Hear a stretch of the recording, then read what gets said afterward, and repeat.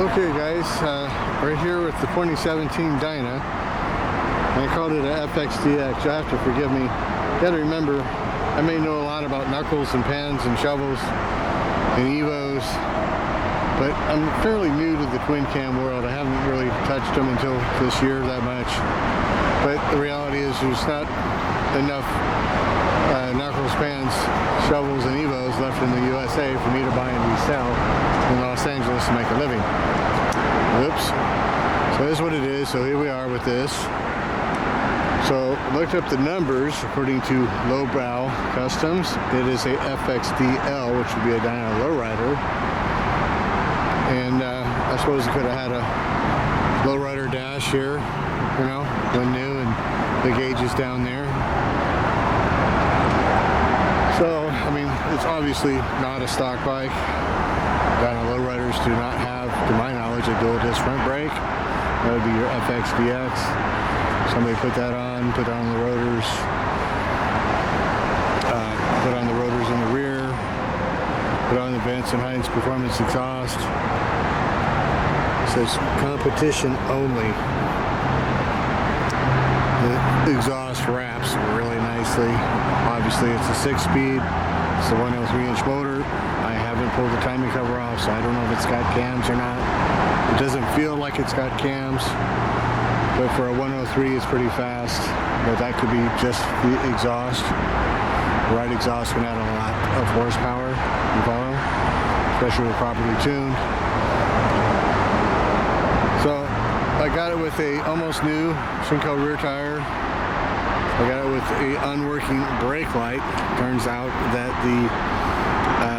there's no way for this to have a brake light. It's not wired properly. The wiring's not there.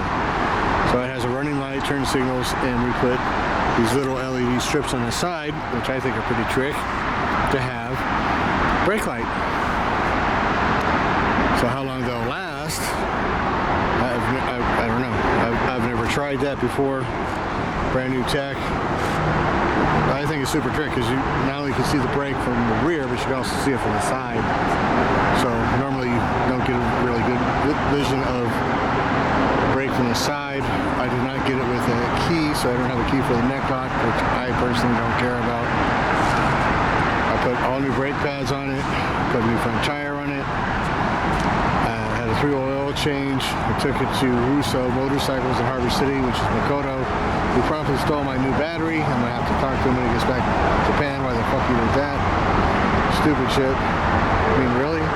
You've been trying to get me in your shop for 15 fucking years. I finally bring you something and you steal my fucking battery? And then you overcharge me on top of that? It's like, what the fuck is wrong with you? So, personally, I've had, this is my third 103-inch Dyna. This is my favorite out of all three. The gas gauge is working. It has a little ding right there, which is easy fix if it bothers you. Runs really well. Like I said, all the systems are working. It's set up for the run off here. Neutral, oil light. So, has a horn. Oops, that's the headlight. Turn signal. Turn signal. High low beam works. I like these brake lights, huh?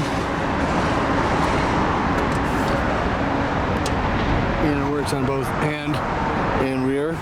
That's the hand brake there. So I'm gonna make another video as soon as I get the receipt back from 5-Star. I stole them the bill on that.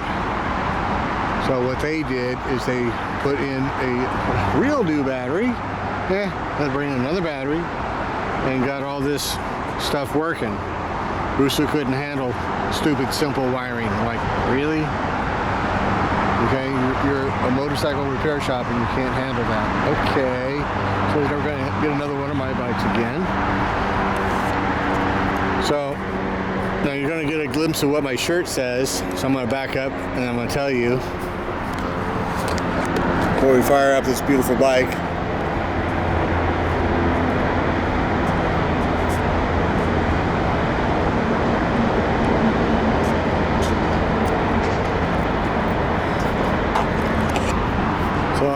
62 this year. I'm officially an old man. And it says I work out like an old man, because wow, I am.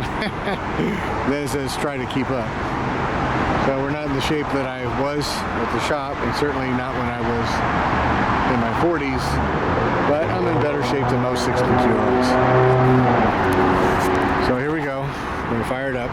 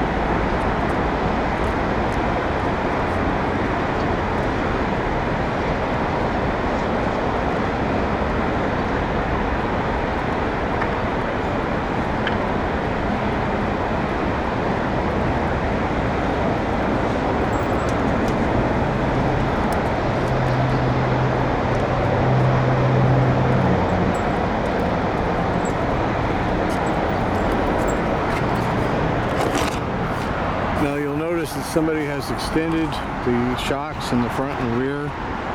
My best guess is 4 to 6 inches in the front, but it still has the stock kickstand, which, you know, because I have it for sale, I can alter that. Somebody might like the lean when you put it on the kickstand. Everybody's different. I can detail the bike. It'll detail out really nice. It does have some road chips in the lower legs. And it is a salvage title, which is why it's for sale for $7,500 as opposed to $15,000. And when these guys don't have a salvage title, they start at about 10, and they go up to about 17, 18 grand, depending on what's been done to them. So, personally, I'd rather save the 75 to say 10 and up. I'd rather save the money. Having a salvage title means nothing to me as long as the bike's straight. And it's straight, it's as reliable as it's going to get without doing a frame-up rebuild. So that's that. I don't know what else to tell you, except come and get it if you want it, really. It is a wonderful running machine. And as you saw, it is plenty fast. If you want it faster, put a 127R motor in this thing. And then watch out, because you probably won't be able to handle it. Most guys will just smash it. It takes a lot of skill to handle a bike that fast.